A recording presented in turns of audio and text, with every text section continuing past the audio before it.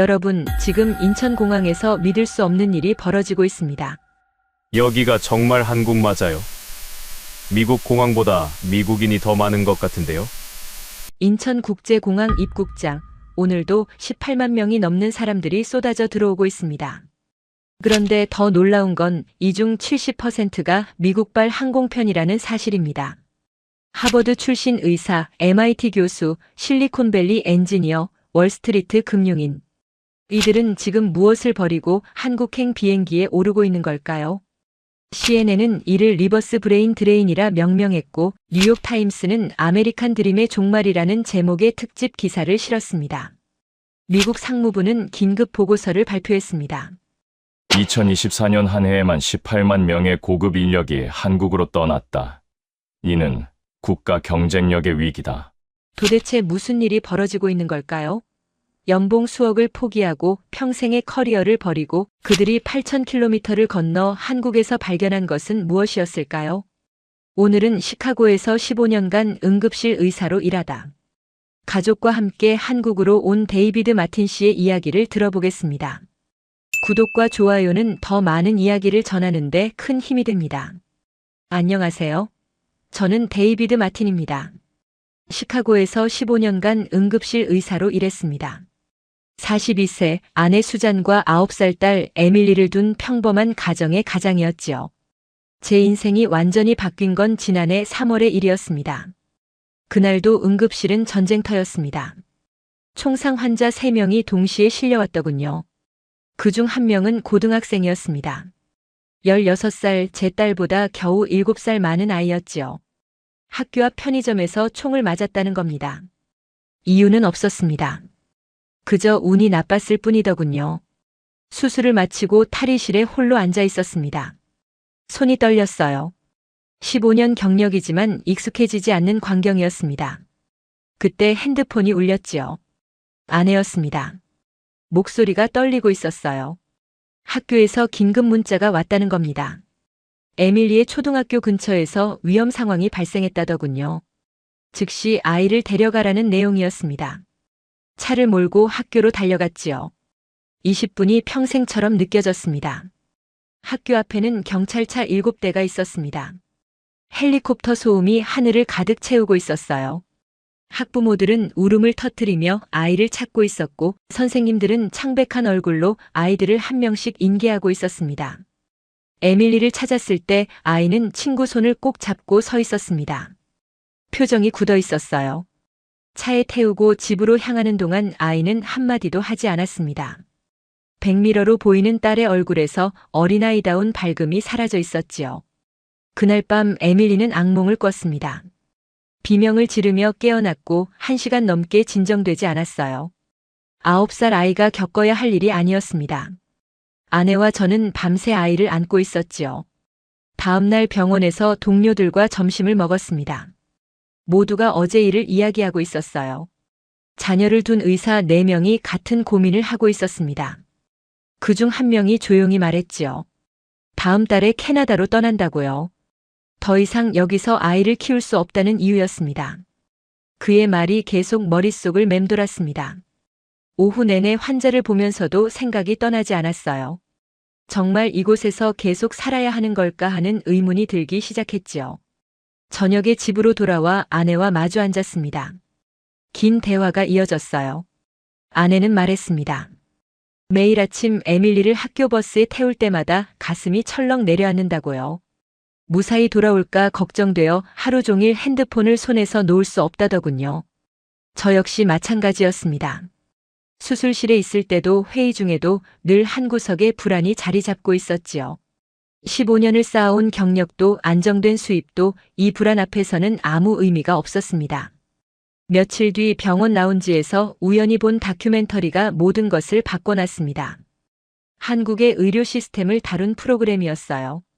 당일 진료, 당일 검사, 합리적인 비용. 미국에서는 상상할 수 없는 내용이었지요. 하지만 더 놀라웠던 건 마지막 장면이었습니다. 밤 11시 서울 거리를 혼자 걷는 초등학생이 나왔어요. 학원이 끝나고 집으로 가는 길이라더군요. 부모님은 집에서 기다리고 있다고 했습니다. 그 장면이 머릿속에서 떠나지 않았습니다. 시카고에서 9살 아이를 밤에 혼자 내보낸다는 건 상상조차 할 수 없는 일이었으니까요. 낮에도 불안한데 밤은 말할 것도 없었지요. 그날 밤 노트북을 켰습니다. 한국에 대해 검색하기 시작했어요.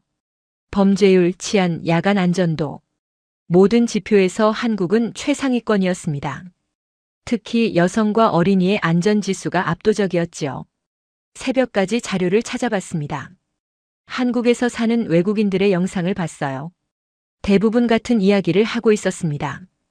밤에 자유롭게 다닐 수 있다고요. 아이들이 혼자 학원을 다닌다고 했습니다. 한 미국인 어머니의 인터뷰가 특히 기억에 남았습니다. 서울에서 5년째 산다는 그 어머니는 말했어요. 처음에는 믿기지 않았지만 이제는 당연하다고요. 자녀가 밤 10시에 혼자 귀가해도 전혀 걱정되지 않는다더군요. 다음 날 아내에게 영상을 보여줬습니다. 아내도 놀란 표정이었어요. 정말 그런 곳이 있냐고 물었지요. 저도 확신할 수 없었습니다. 하지만 확인해 볼 필요는 있다고 생각했어요. 마침 병원에 한국인 레지던트가 한 명 있었습니다. 점심시간에 그를 찾아가 물었지요. 한국이 정말 그렇게 안전하냐고요. 그는 웃으며 대답했습니다. 당연하다고요. 자기 여동생은 중학생 때부터 혼자 지하철 타고 학원 다녔다더군요. 그의 말을 듣고 결심했습니다. 직접 가서 확인해 보기로요. 봄방학이 한 달 앞으로 다가온 시점이었습니다. 가족 여행 겸 한국을 둘러보기로 했지요. 항공권을 예약했습니다. 시카고에서 인천까지 직항편이었어요. 출발일은 3월 15일로 잡았습니다. 2주간의 일정이었지요. 그 사이 시카고에서 또 한 번 큰 사건이 발생했습니다. 다운타운 쇼핑몰에서 벌어진 일이었어요. 뉴스를 보면서 다시 한번 확신했습니다. 떠나야 한다고요. 출발 전날 밤 짐을 싸며 생각했습니다. 이번 여행이 단순한 관광이 아닐 수도 있다고요. 어쩌면 우리 가족의 인생이 바뀔 수도 있겠다는 예감이 들었습니다. 인천공항에 도착한 건 현지 시각으로 저녁 6시였습니다. 입국장을 빠져나오는 순간 놀라운 광경이 펼쳐졌어요. 사람들이 너무 많았습니다. 하지만 혼잡하다기보다는 활기차다는 표현이 맞았지요. 더 놀라운 건 그 많은 사람 중 절반 이상이 서양인이라는 사실이었습니다. 공항 직원에게 물어보니 요즘 매일 이렇다더군요. 하루 입국자가 18만 명을 넘긴 지 석 달째라고 했습니다. 그중 미국에서 오는 사람들이 가장 많다는 설명이었어요. 택시를 타고 서울로 향했습니다. 차창 밖으로 보이는 풍경이 신선했어요. 깔끔하게 정돈된 도로, 질서정연한 차선, 어디에도 쓰레기가 보이지 않았습니다. 시카고 거리와는 완전히 다른 모습이었지요. 숙소는 강남 지역에 잡았습니다. 체크인을 마치고 짐을 풀었어요. 시간은 밤 8시가 넘었습니다. 에밀리가 배고프다고 했지요. 근처 식당을 찾아 나섰습니다. 밤 거리가 밝았습니다. 사람들이 자유롭게 걸어다니고 있었어요. 카페마다 불이 환하게 켜져 있었고 편의점 앞에서는 젊은이들이 음료수를 마시며 이야기를 나누고 있었습니다. 무엇보다 놀라웠던 건 초등학생으로 보이는 아이들이 어른 없이 걸어다니고 있다는 점이었어요.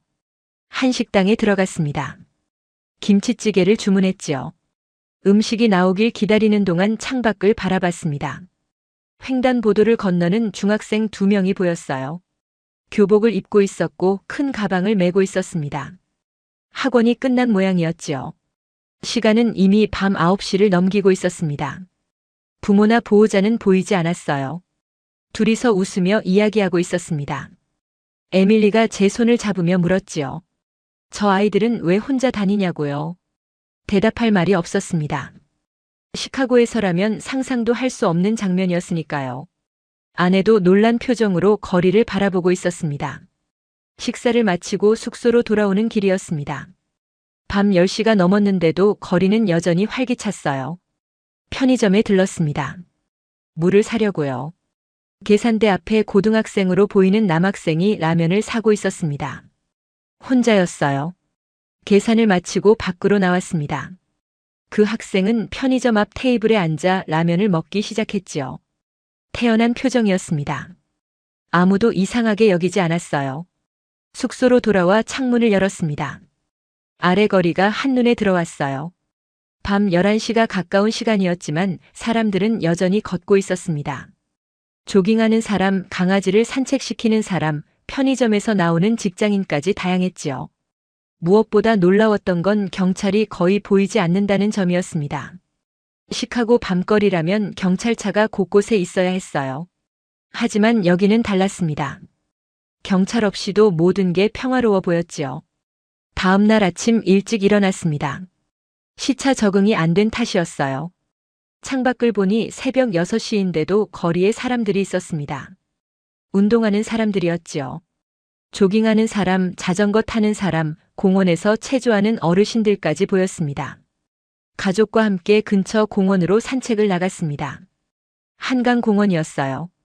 규모가 어마어마했습니다. 자전거 도로, 조깅 트랙, 운동시설까지 완벽하게 갖춰져 있었지요. 공원 벤치에 앉아 주변을 관찰했습니다. 70대로 보이는 어르신들이 빠른 걸음으로 걷고 있었어요. 젊은 부부는 유모차를 밀며 산책하고 있었고 초등학생 아이들은 자전거를 타고 있었습니다. 모두가 자유로워 보였어요. 1시간쯤 공원에 머물렀습니다. 그 시간 동안 단 한 명의 경찰도 보지 못했지요. 필요가 없어 보였습니다. 모든 게 자연스럽게 돌아가고 있었으니까요. 숙소로 돌아와 아내와 진지한 대화를 나눴습니다. 단 하루를 보냈을 뿐인데 이미 느껴지는 게 있었어요. 여기는 달랐습니다. 공기 자체가 달랐지요.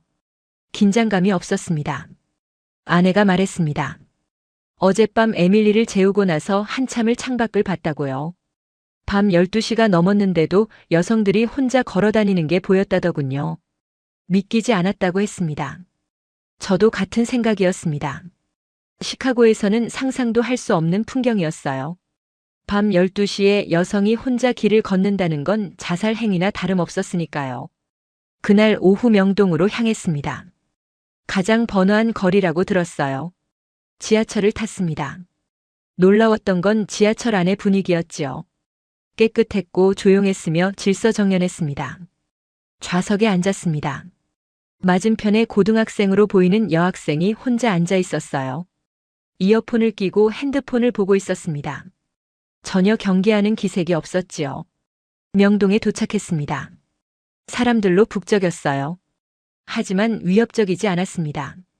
쇼핑하는 사람들, 음식을 파는 노점상, 사진 찍는 관광객들이 자연스럽게 섞여 있었지요. 저녁이 되어 식당에 들어갔습니다. 불고기를 주문했어요. 음식을 기다리는 동안 옆 테이블을 보게 됐습니다. 초등학생 남매와 부모님이 함께 식사하고 있었지요. 아이들의 표정이 밝았습니다. 웃으며 이야기하고 있었어요. 부모님의 얼굴에도 여유가 보였습니다.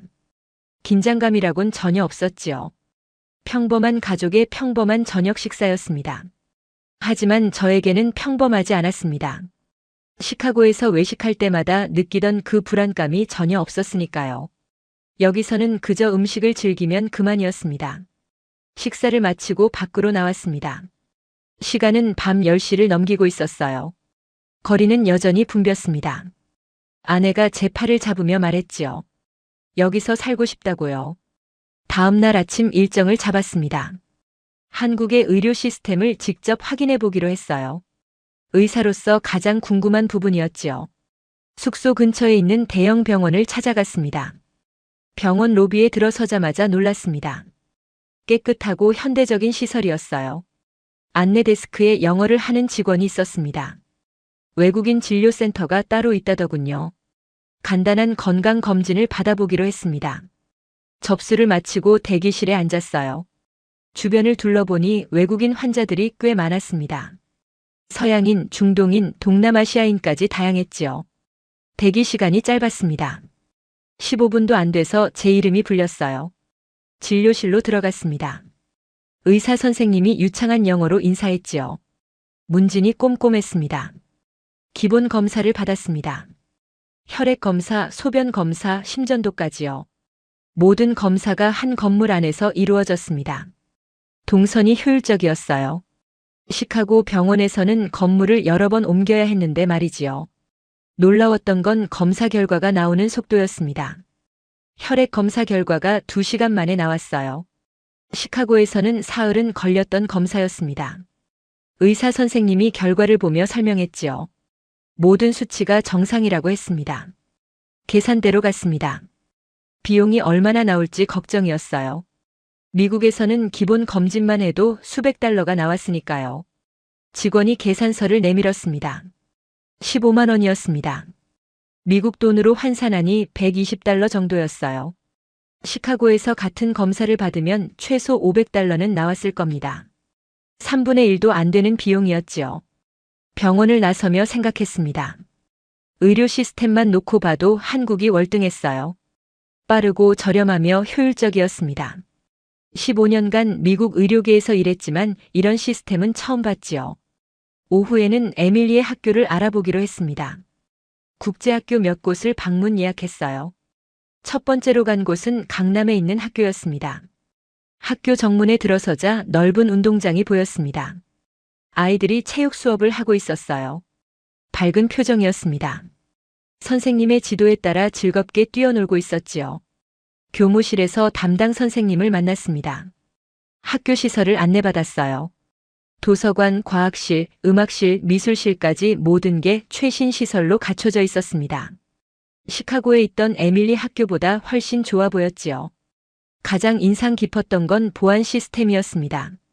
출입구마다 카드키가 있었고 CCTV도 곳곳에 설치되어 있었어요.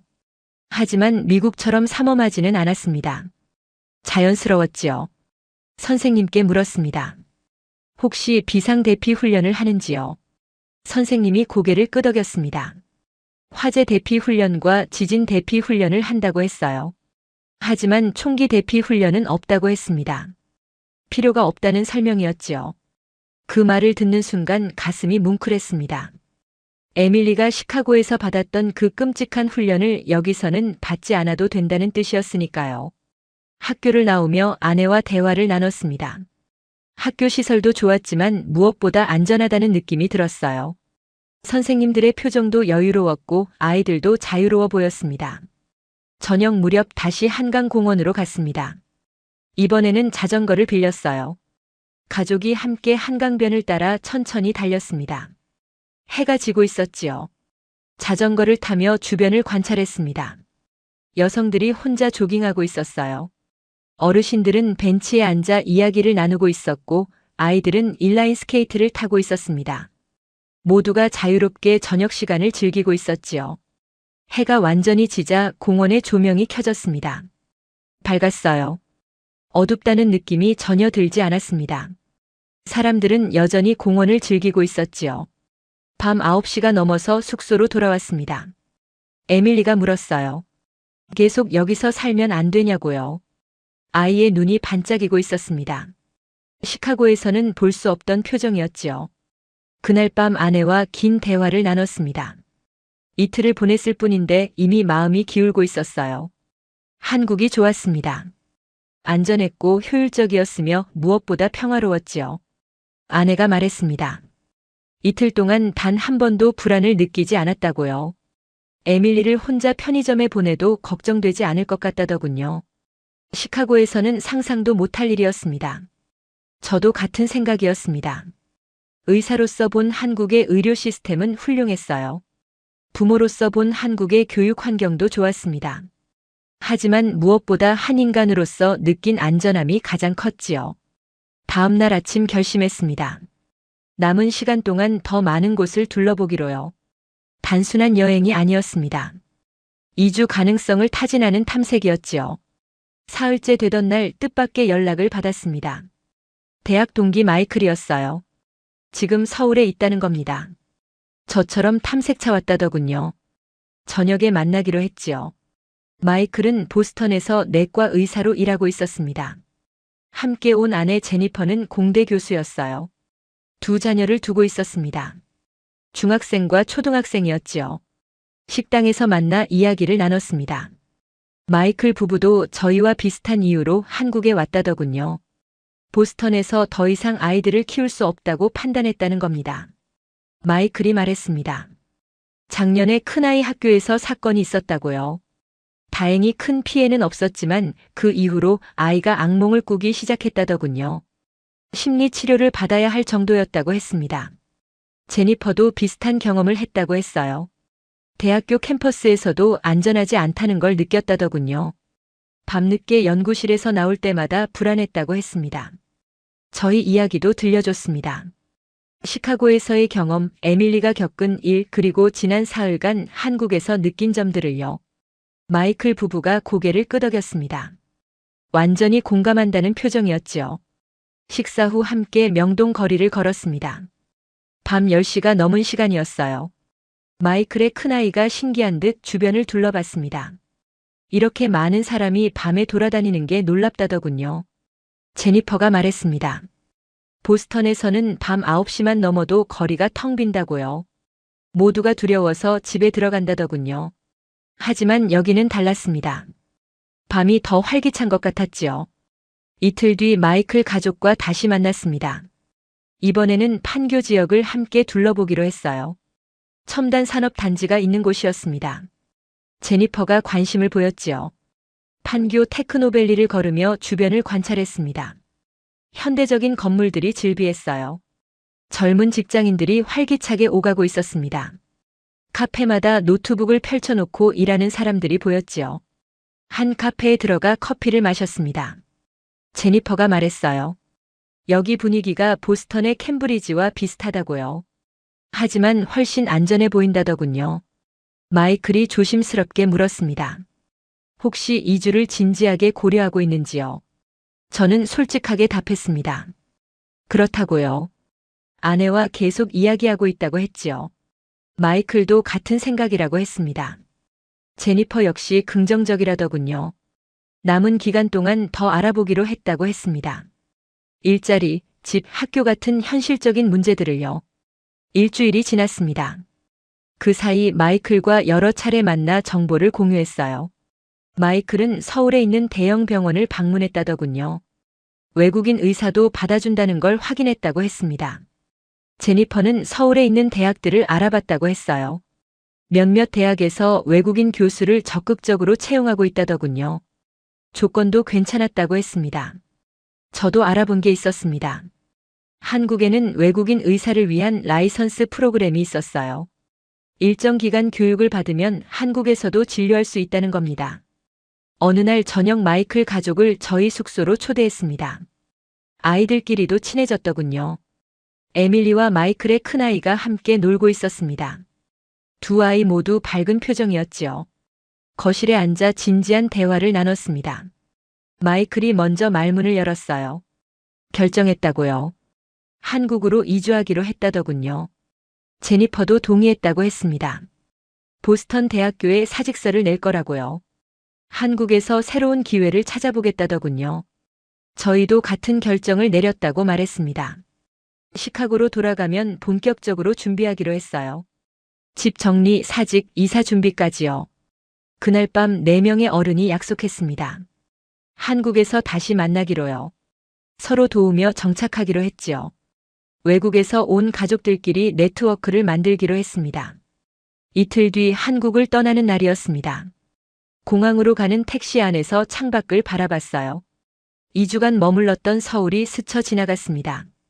에밀리가 말했습니다. 다시 오는 거 맞냐고요? 제가 대답했지요. 물론이라고요. 이번에는 떠나지 않을 거라고 했습니다. 인천공항 출국장을 지나며 주변을 둘러봤습니다. 입국할 때와 마찬가지로 사람들이 많았어요.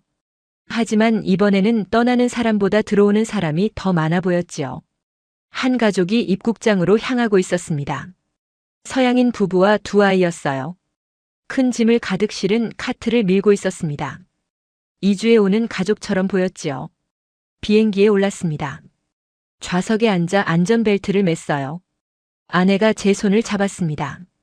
옳은 결정이라고 속삭였지요. 비행기가 이륙했습니다. 창밖으로 서울이 점점 작아졌어요. 하지만 마음속에는 확신이 커지고 있었습니다. 돌아올 거라는 확신이요. 시카고로 돌아온 뒤 본격적으로 준비를 시작했습니다. 먼저 병원의 사직 의사를 밝혔어요. 원장이 놀랐습니다. 15년이나 함께 일한 의사가 떠난다니 이해가 안 된다더군요. 이유를 설명했습니다. 가족의 안전 때문이라고요. 더 이상 여기서 아이를 키울 수 없다고 했지요. 원장은 한참을 말없이 앉아 있더니 고개를 끄덕였습니다. 이해한다고 했어요. 놀라웠던 건 그 다음이었습니다. 원장이 말했어요. 요즘 사직하는 의사가 늘고 있다고요. 특히 자녀를 둔 의사들이 많다더군요. 모두 비슷한 이유였다고 했습니다. 병원 동료들에게도 알렸습니다. 대부분 놀라워하더군요. 하지만 부러워하는 사람도 많았습니다. 한 동료는 자기도 고민 중이라고 했어요. 집을 정리하기 시작했습니다. 15년간 모은 물건이 많았어요. 필요한 것만 출연했습니다. 나머지는 처분하기로 했지요. 부동산 중개인을 만났습니다. 집을 팔기로 했어요. 생각보다 빨리 매물이 나갔습니다. 한 달 만에 계약이 성사됐지요. 그 과정에서 흥미로운 걸 발견했습니다. 우리 집을 산 가족도 곧 떠날 계획이라더군요. 시애틀로 간다고 했습니다. 역시 안전 문제 때문이라고 했어요. 에밀리 학교에도 알렸습니다. 전학 서류를 받았어요. 담임 선생님이 아쉬워했습니다. 하지만 이해한다고 했지요. 요즘 전학 가는 학생이 늘고 있다더군요. 그러던 중 뜻밖의 소식을 들었습니다. 병원 동료 한 명이 저를 찾아왔어요. 진지한 표정이었습니다. 한국에 대해 더 자세히 알고 싶다더군요. 그 동료는 마취과 의사였습니다. 40대 초반에 두 아이를 키우고 있었어요. 아내는 간호사였습니다. 저와 비슷한 고민을 하고 있다더군요. 제 경험을 자세히 들려줬습니다. 2주간 본 것들, 느낀 것들, 확인한 것들을요. 의료 시스템, 교육 환경, 치안 상태까지 모든 걸 설명했지요. 동료가 눈을 반짝이며 들었습니다. 질문이 쏟아졌어요. 일자리는 구할 수 있는지, 언어는 문제 없는지, 생활비는 얼마나 드는지요. 최대한 솔직하게 답변했습니다. 쉬운 결정은 아니라고요. 하지만 후회하지 않을 거라고 했습니다. 특히 아이들을 위해서라면 더더욱 그렇다고요. 일주일 뒤 그 동료에게서 연락이 왔습니다. 가족 회의를 했다는 겁니다. 한국행을 결정했다더군요. 다음 달에 탐색 여행을 떠난다고 했습니다. 이런 일이 계속 이어졌습니다. 병원 동료 중 3명이 더 한국행을 고려하기 시작했어요. 모두 자녀를 둔 의사들이었습니다. 어느 날 놀라운 기사를 봤습니다. 실리콘밸리에서 한국으로 이주하는 엔지니어가 급증하고 있다는 내용이었어요. 작년 한 해에만 5천 명이 넘게 이동했다더군요. 기사를 자세히 읽어봤습니다. 구글, 애플, 메타 같은 대기업 출신 엔지니어들이 한국의 기술 기업으로 옮기고 있다는 겁니다. 이유는 한결같았어요. 안전과 삶의 질이었습니다. 한 엔지니어의 인터뷰가 실려 있었습니다. 샌프란시스코에서 연봉 35만 달러를 받았다더군요. 하지만 한국으로 왔다고 했습니다.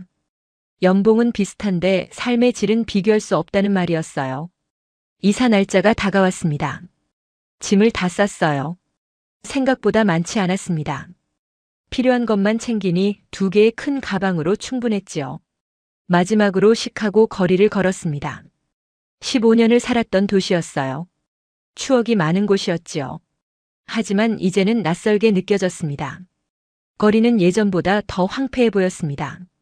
상점들이 문을 닫았고 노숙자가 늘었어요. 사람들의 표정도 어두웠습니다.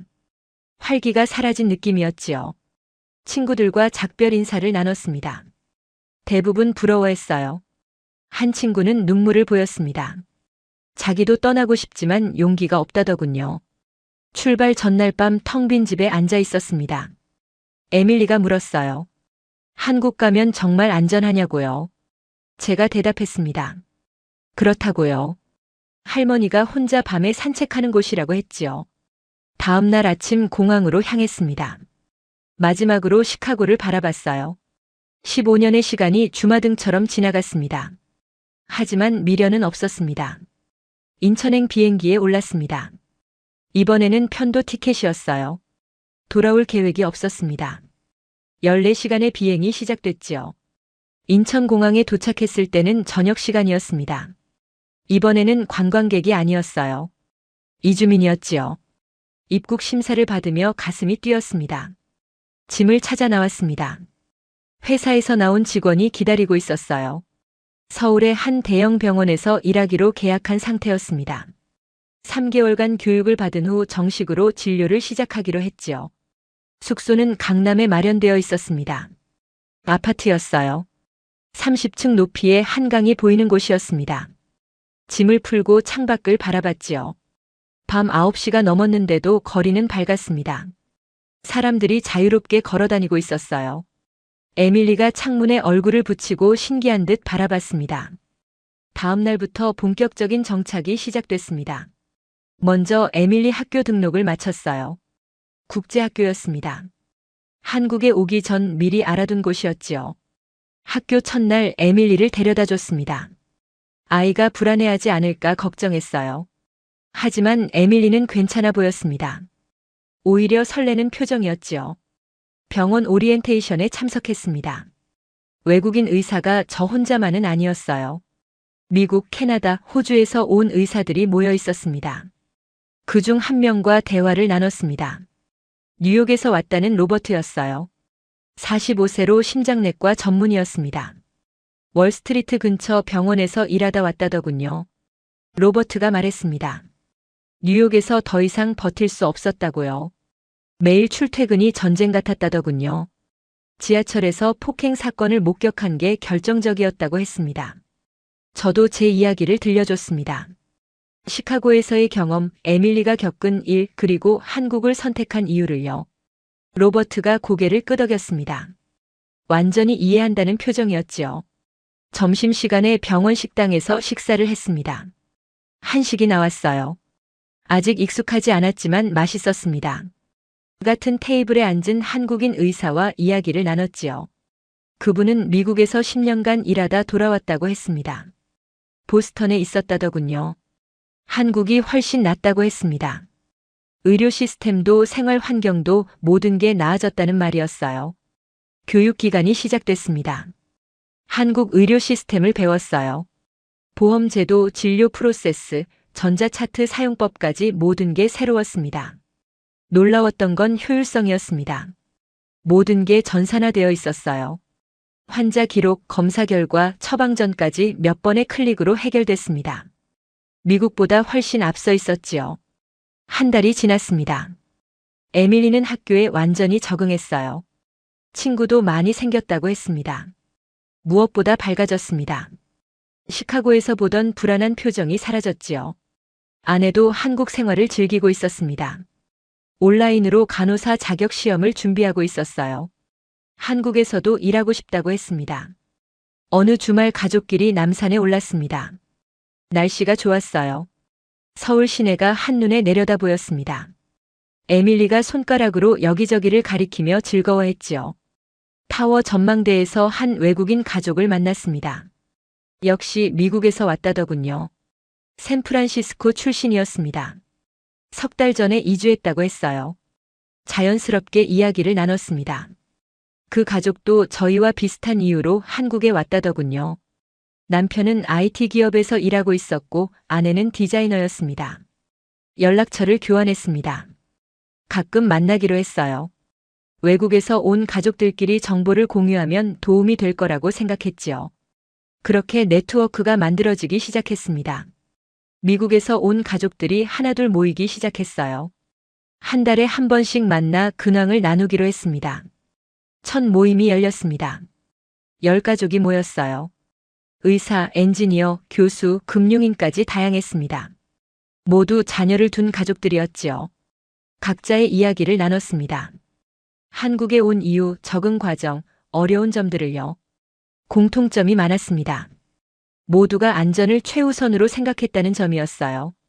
한 아버지가 말했습니다. 한국에 온 후 처음으로 마음 편히 잠들 수 있게 됐다고요.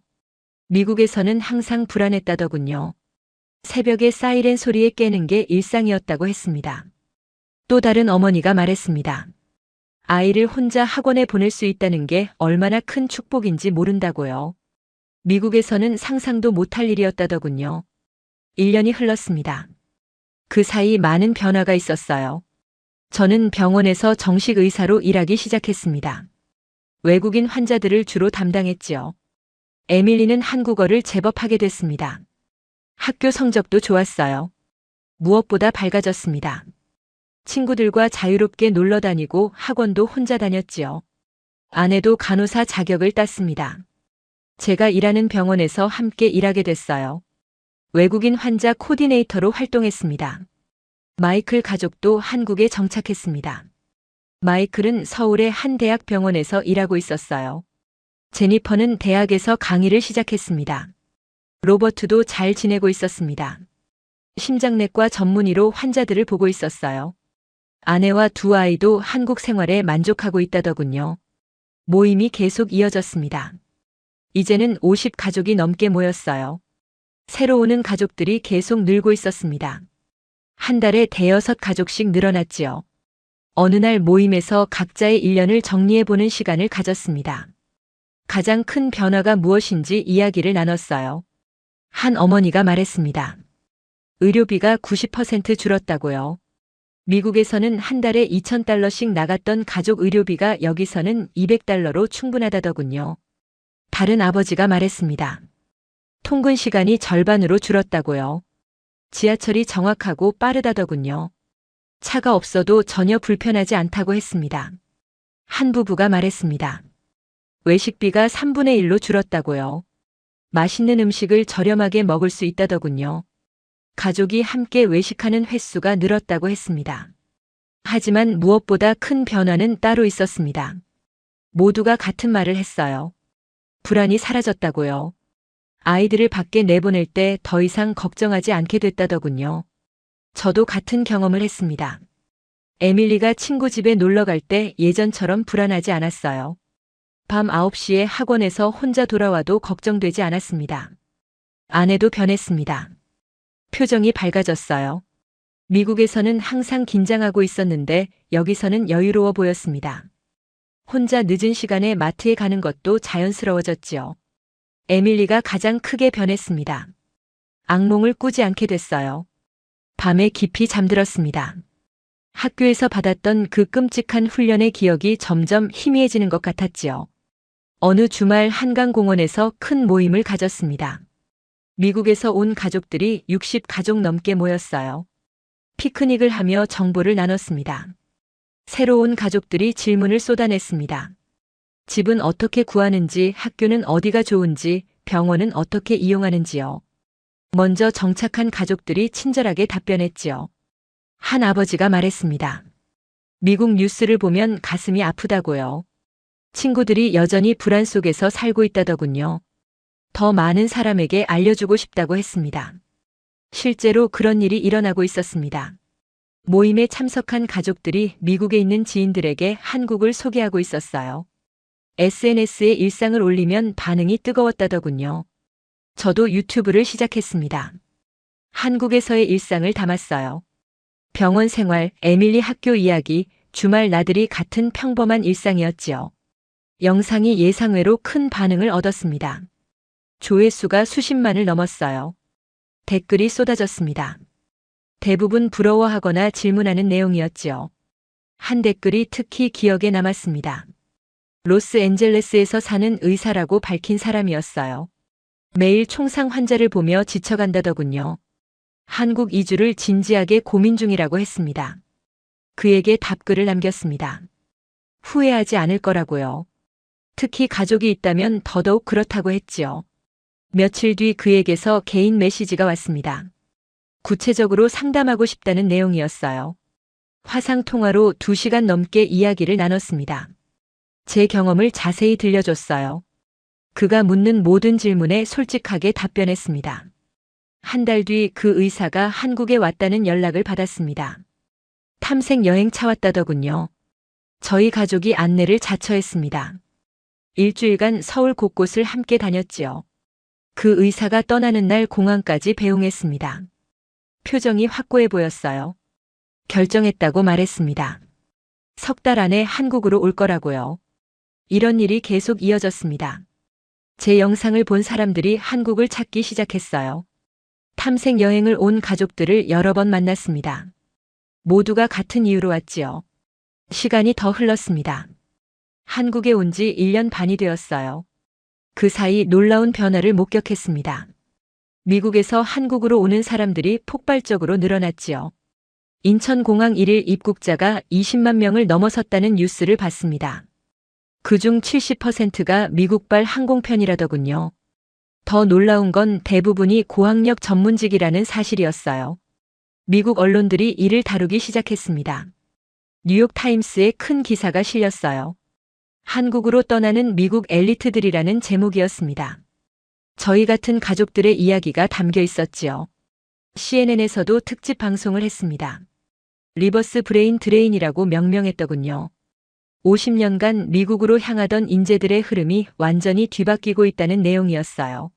미국 상무부가 긴급 보고서를 발표했습니다. 지난 1년간 18만 명의 고급 인력이 한국으로 이동했다더군요. 의사, 엔지니어, 교수, 금융인 등 각 분야의 전문가들이었습니다. 보고서는 경고했습니다. 이는 국가 경쟁력의 위기라고요. 젊고 유능한 인재들이 계속 떠난다면 미국의 미래가 위태롭다는 내용이었지요. 하지만 흐름은 멈추지 않았습니다. 오히려 가속화됐어요. 모임에 참석하는 가족들이 계속 늘어났습니다. 이제는 매주 새로운 얼굴들이 보였지요. 어느 날 큰 행사가 열렸습니다. 미국에서 온 전문가들의 네트워킹 행사였어요. 1000명이 넘게 모였습니다. 의사, 교수, 엔지니어, 변호사까지 다양했지요. 행사장에서 많은 사람을 만났습니다. 모두가 비슷한 이야기를 했어요. 안전을 찾아왔다고요. 아이들의 미래를 위해 왔다더군요. 한 하버드 교수가 발표했습니다. 왜 미국을 떠나 한국을 선택했는지에 대해서요. 그의 말이 인상 깊었습니다. 한국에서는 특별한 걸 찾은 게 아니라 평범한 걸 찾았다고요. 밤에 걷는 것, 아이를 혼자 보내는 것, 병원에 가는 것. 미국에서는 사치였던 이 평범한 일상이 한국에서는 당연했다는 말이었습니다. 청중들이 고개를 끄덕였습니다. 모두가 공감했어요. 우리가 한국에서 발견한 건 바로 그 평범함이었지요. 행사가 끝나고 로비에서 우연히 한 부부를 만났습니다. 월스트리트에서 일하다 왔다더군요. 남편은 투자은행가였고 아내는 변호사였습니다. 그들이 말했습니다. 뉴욕에서 연봉을 합치면 80만 달러를 넘었다고요.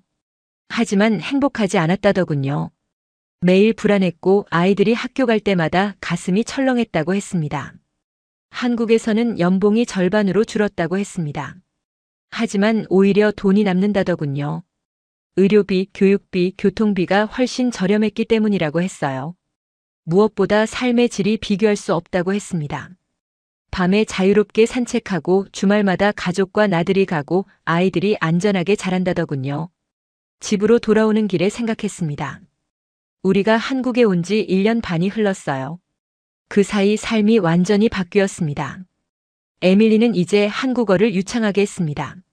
한국 친구들과 어울려 놀았고 학교에서도 좋은 성적을 받았어요. 무엇보다 행복해 보였습니다. 아내도 만족스러워했습니다. 일도 잘 풀렸고 한국 생활에 완전히 적응했어요. 요즘은 한국 요리를 배우고 있다더군요. 저는 병원에서 인정받고 있었습니다. 외국인 환자들이 저를 찾았어요. 한국 동료 의사들과의 관계도 좋았습니다. 어느 날 병원 원장이 저를 찾았습니다. 외국인 의사 채용을 확대하고 싶다는 말이었어요. 저에게 책임자를 맡아달라고 했습니다. 승낙했습니다. 더 많은 외국인 의사들이 한국에서 일할 수 있도록 돕고 싶었어요. 제가 받은 도움을 다른 사람들에게도 전하고 싶었지요. 마이클과 로버트에게도 연락했습니다. 함께 프로그램을 만들자고 제안했어요. 미국에서 오는 의사들을 체계적으로 지원하는 시스템을요. 셋이서 여러 번 회의를 했습니다. 구체적인 계획을 세웠어요. 라이선스 취득 지원, 병원 연결, 주거 지원까지 모든 걸 포함했지요. 프로그램이 시작됐습니다. 반응이 뜨거웠어요. 한 달 만에 50명의 미국 의사가 지원했습니다. 모두 한국에서 일하고 싶다는 사람들이었지요. 어느 저녁 가족과 함께 한강 공원을 걸었습니다. 해가 지고 있었어요. 강변을 따라 조명이 하나둘 켜지기 시작했습니다. 에밀리가 제 손을 잡으며 말했습니다. 한국에 와서 정말 좋다고요. 친구들도 좋고 학교도 좋고 모든 게 좋다더군요. 아내가 제 다른 손을 잡았습니다. 당신 덕분이라고 속삭였어요. 용기 있는 결정을 내려줘서 고맙다고 했습니다. 저는 고개를 저었습니다. 우리 모두의 결정이었다고요. 가족을 위한 선택이었다고 말했지요. 밤하늘을 올려다봤습니다. 별이 반짝이고 있었어요.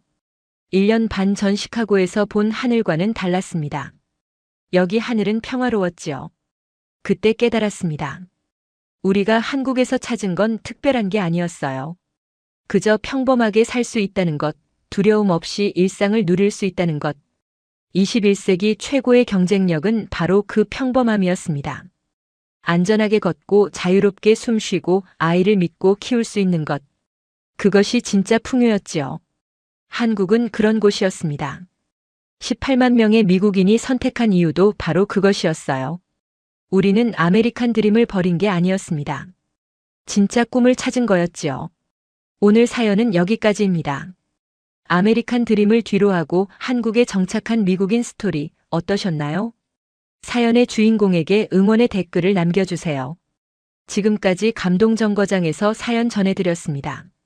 사연이 마음에 드셨다면 좋아요와 구독 부탁드립니다. 시청해주셔서 감사합니다.